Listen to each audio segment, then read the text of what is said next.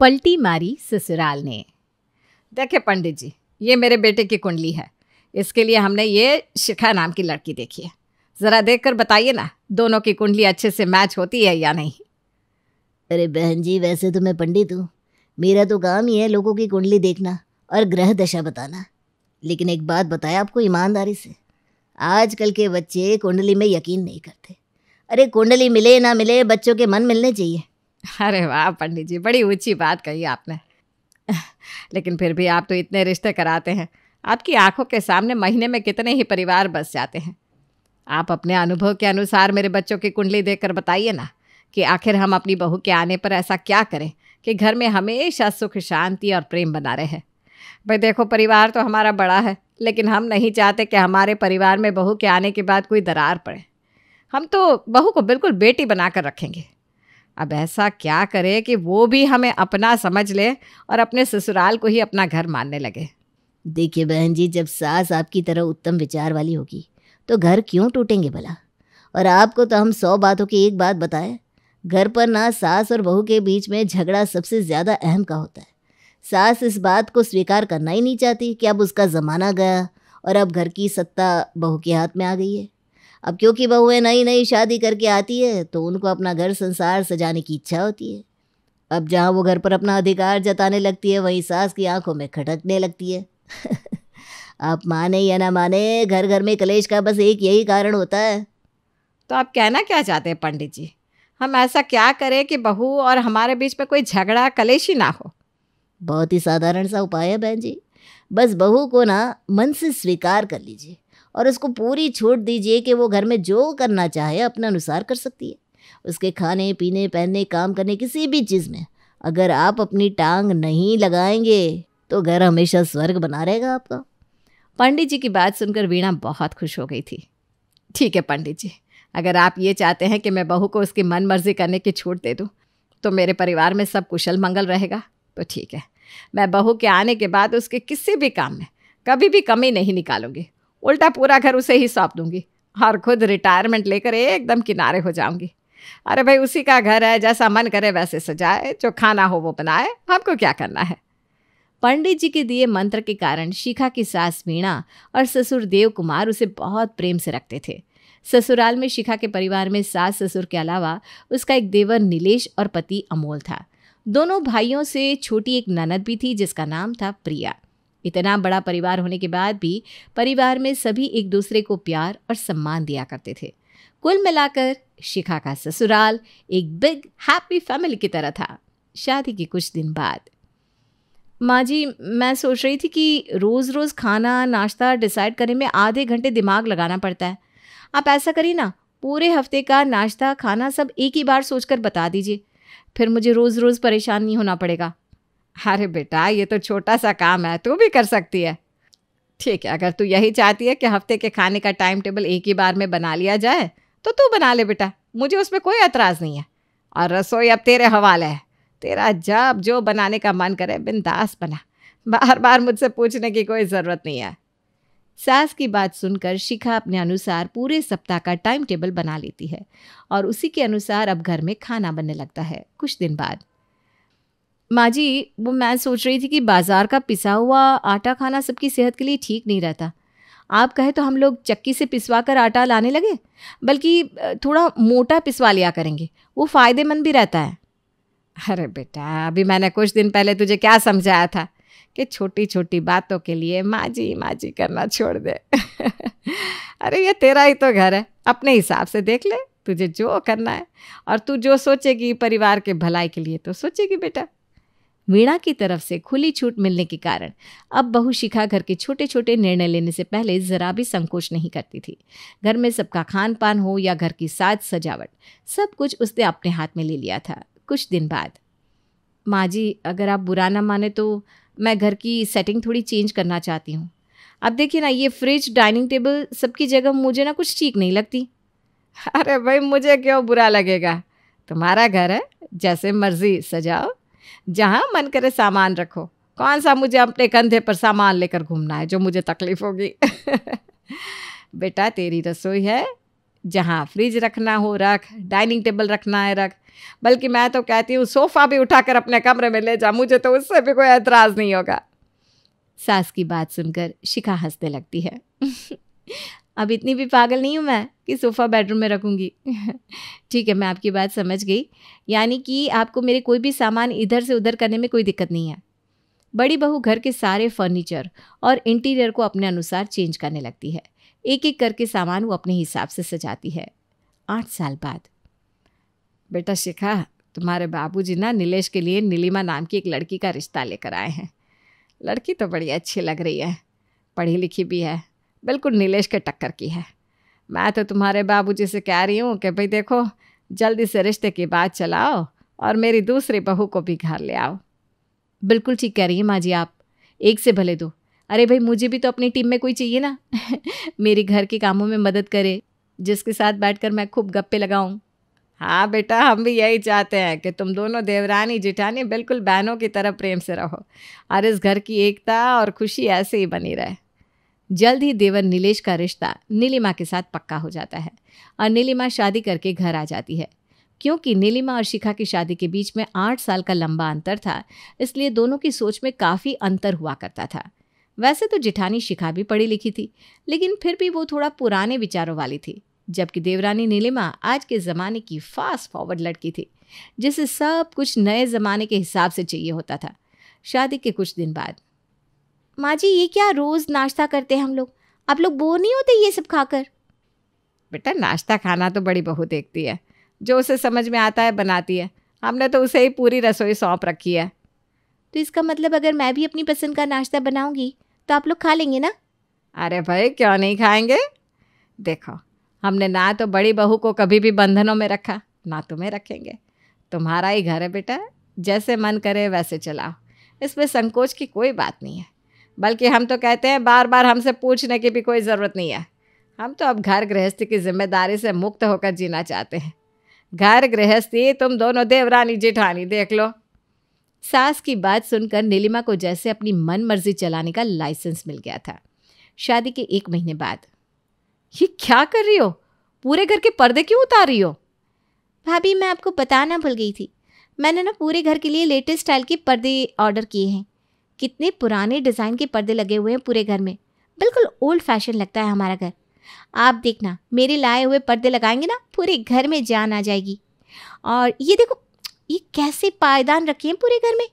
इनको हटाकर ये मैं कितने अच्छे बेड के साइड में बिछाने वाले रग्स लेकर आई हूँ। आप देखते जाओ अब मैं पूरा घर कैसे सजाती हूँ। ये क्या बात हुई नीलिमा? तुम्हें इस घर में आए अभी 1 महीना भी नहीं हुआ और तुम लगी पड़ी हो पूरा घर बदलने में। अरे भाई, घर को बदलाव करने के अलावा और भी तो बहुत कुछ है। काम में कभी हाथ बटा लिया करो, या सबसे पहले तुम्हें घर की चीज़ें ही बदलनी है। और ये पायदान मैंने अपने हाथों से बनाकर घर में सजाए, ऐसे कैसे हटाए तुमने? भाभी, आप इस तरह से क्यों बात कर रही हैं मुझसे? ये घर मेरा नहीं है क्या? क्यों, मुझे कोई अधिकार नहीं है कि इस घर में कोई काम अपने अनुसार कर सकूं? हाँ, अधिकार है, लेकिन एक बार पूछ लेना चाहिए ना। नीलिमा, तुमसे पहले मैं घर में आई हूँ, और जिन पर्दों को तुम ओल्ड फैशन बताकर उतार रही हो ना, तुम्हारी जानकारी के लिए बता दूं, वो मैं अपनी पसंद से लेकर आई थी, और मुझे तो उनमें कोई खराबी नजर नहीं आती। कितने अच्छे तो लग रहे हैं। जो भी कोई मेहमान आता है हमारे घर में, हमेशा मेरी घर संभालने की तरीके की तारीफ करके ही जाता है। आज तक कोई ऐसा आदमी नहीं मिला जिसे मेरी कोई भी रखी हुई चीज़ खराब लगी हो। तुम ही पहली हो जिसने आते ही सबसे पहले मेरी पसंद पर हमला किया है। ठीक है भाभी, हो सकता है कि आप ये सब अपनी पसंद से लाई हो, लेकिन ये बात भी तो एक्सेप्ट करने वाली है ना कि आपकी शादी को 8 साल हो चुके हैं। 8 सालों में दुनिया कहाँ से कहाँ पहुँच गई भाभी। और जैसे आपने अपने समय में घर को अपने हिसाब से सजाया था, अब मुझे सजा लेने दीजिए, उसमें क्या ही बुराई है। देख नीलिमा, मेरे साथ बहस मत कर। और इस घर को घर बनाने में मैंने बहुत मेहनत की है। इतनी आसानी से तो मैं तुम्हें सब कुछ बदलने नहीं दूंगी। बदलने कैसे नहीं देंगी भाभी? माँ जी ने मुझे परमिशन दी है, अब आप मुझे रोकने वाली कौन होती है? अब आप खुद ही देख लो, फ्रिज रसोई के अंदर रखे जाते हैं और आपने ये फ्रिज हॉल में रखा है। कोई भी सामान लेना हो तो मेहमानों के सामने फ्रिज में से निकाल कर लेकर जाओ। कोई अच्छा लगता है क्या? इतना बड़ा किचन है, फ्रिज को किचन में होना चाहिए। मैं आज ही नीलेश को बोलकर फ्रिज को किचन में रखवाती हूँ और फिर पूछूंगी, ये मैनेजमेंट अच्छा लगा या आपका वाला? 2 दिन रसोई में काम करोगी ना तो पता चलेगा कि मैंने रसोई में फ्रिज क्यों नहीं रखा। पहली बात तो फ्रिज के कंप्रेसर से जो गर्म हवा निकलती है ना, उससे रसोई और भी गर्म हो जाती है। और दूसरी बात, रसोई में काम करने के लिए थोड़ी खुली जगह की भी ज़रूरत होती है। सामान रखकर भर दोगी तो काम कैसे करोगी? इतना बड़ा हॉल हर समय खाली तो पड़ा रहता है। फ्रिज अगर वहां रख भी दिया तो कौन सी आफत आ गई? सामान की सेटिंग को लेकर दोनों बहू के बीच हर गुजरते दिन के साथ बहस बढ़ती जा रही थी। देवरानी हो या जेठानी, दोनों ही घर पर अपना अपना अधिकार जमा रही थी। और बात तो उनकी ठीक भी थी, घर को सजाने की जिम्मेदारी किसी एक की कैसे हो सकती है?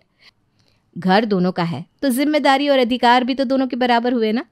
लेकिन शिखा और नीलिमा ये बात स्वीकार करने को तैयार ही नहीं थी कि इस घर में उनकी अकेले की मर्जी नहीं चल सकती। जब हर गुजरते दिन के साथ उनके झगड़े बर्दाश्त से बाहर हो गए तो बेचारी वीणा अपना सर पकड़कर बैठ गई। पंडित जी ने तो बड़ी ताल ठोक कर कहा था कि दोनों बहू को उनके मन का करने दोगे तो घर में कभी लड़ाई झगड़ा नहीं होगा। लेकिन देखो, यहाँ तो मन की करने के बाद भी रोज़ लड़ाई झगड़ा हो रहा है। उनके बीच में बीच बचाव ना करो तो ये तो एक दूसरे का सर ही फोड़ दे। पंडित जी ने कहा था ना कि अपनी बहू को अपने मन की करने देना। तब तो मुझे भी यही लगा था कि शायद पंडित जी ने मूल मंत्र दे दिया। फिर 8 साल बाद सब कुछ अच्छे से चलता भी रहा। लेकिन जब से छोटी आई है ना, तब से ही सारे झगड़े शुरू हुए। मानो या ना मानो, नीलिमा के कारण ही घर में झगड़े हो रहे हैं। भैया बस रहने दीजिए आप। मेरी पत्नी के बारे में कुछ भी कहने से पहले ना आपको 10 बार सोच लेना चाहिए था। अगर माँ ने बड़ी भाभी को अपनी पसंद से सब कुछ करने की छूट दी थी तो भाभी को भी तो ये बात समझनी चाहिए ना कि उनकी ही तरह नीलिमा भी इस घर में बहू बन के आई है। अगर वो थोड़ा सा एडजस्ट करने की कोशिश करेगी तो ये घर पहले की तरह ही चलने लगेगा। लेकिन नहीं, भाभी तो चाहती है कि पूरे घर में उनका एक छत्र राज चलता रहे। ए देख छोटे, शिखा के बारे में कोई भी ऐसी वैसी बात मैं बर्दाश्त नहीं करूँगा। अरे कल की आई तुम्हारी बीवी के लिए ये मत बोलो कि तुम्हारी भाभी ने घर के लिए क्या क्या किया है। 8 साल से उसने ना दिन को दिन समझा ना रात को रात। और तुम जो आज इतना बोल रहे हो ना, सबसे ज़्यादा तुम्हारी भाभी ने तुम्हारी फरमाइशें पूरी करी है। कभी रात के 10 बजे भी आकर तुमने कोई फरमाइश की है तो बिना मुंह टेढ़ा किए बना कर दे दिया। और तेरी बीवी नीलिमा चाहती है कि उसकी 8 साल की मेहनत पर वो यूं ही चुटकी बजाकर पानी फेर दे। अभी तक तो बहू लड़ रही थी, अब बेटे भी भिड़ गए आपस में। खाना बनाना हो या घर की साज सजावट, कोई तो ऐसी बात हो जिसमें छोटी बहू और बड़ी बहू के विचार मिलते हो। अरे एक पूर्व है तो एक पश्चिम। कहाँ से हम भी ये विपरीत स्वभाव वाली बहुएं ढूंढ कर ले आए। हमें तो लगा था दोनों बहुएं खुशी खुशी घर में रहेगी तो हम भी चैन की बंसी बजाएंगे। लेकिन अब तो लग रहा है कि हमारा ये सपना अधूरा ही रह जाएगा। भाग्यवान, मैं तो कहता हूँ एक बार फिर से पंडित जी के पास चलते हैं।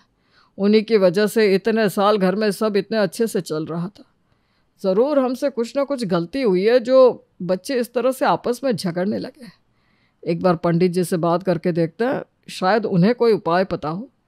वीणा और उसका पति पंडित जी के पास पहुंचते हैं और उन्हें अपने घर की सारी समस्या विस्तार से बताते हैं। ये लो, अरे भाई साहब, आपके 2 बेटे हैं, ये बात तो आपने हमें बताई नहीं थी। हमको तो यही पता था कि आपका एक ही बेटा है तो एक ही बहू आएगी। अब अगर आने वाली एक बहू को आप सब कुछ सौंप देंगे तो घर तो प्यार से चलना ही था। लेकिन आपके घर आई है 2 बहू हैं, तो अब इस झगड़े का निपटारा कराना मेरे बस का नहीं है।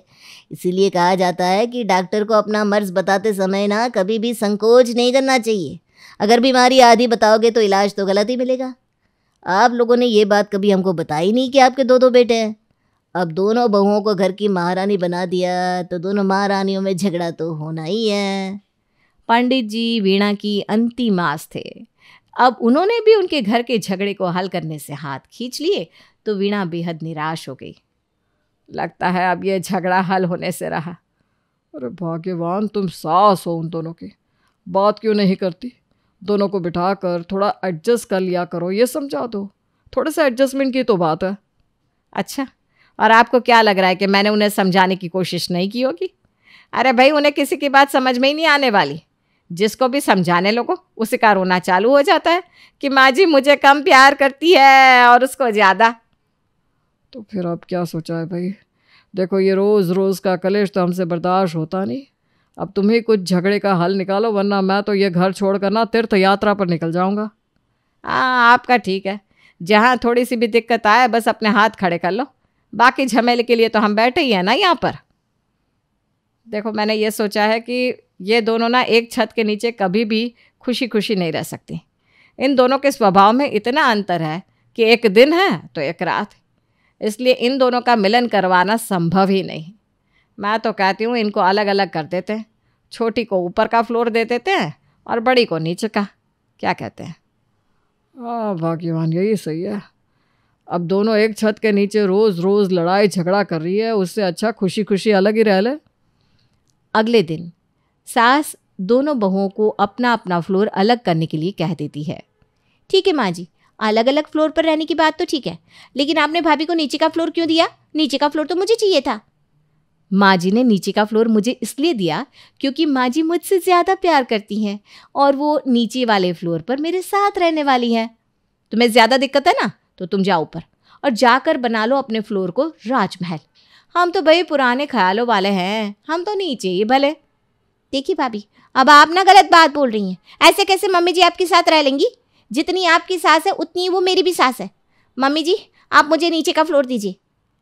एक बार फिर दोनों बहुओं को झगड़ने के लिए नया टॉपिक मिल गया था और बेचारी सास मीणा अपना सर पकड़कर अपनी किस्मत को कोस रही थी।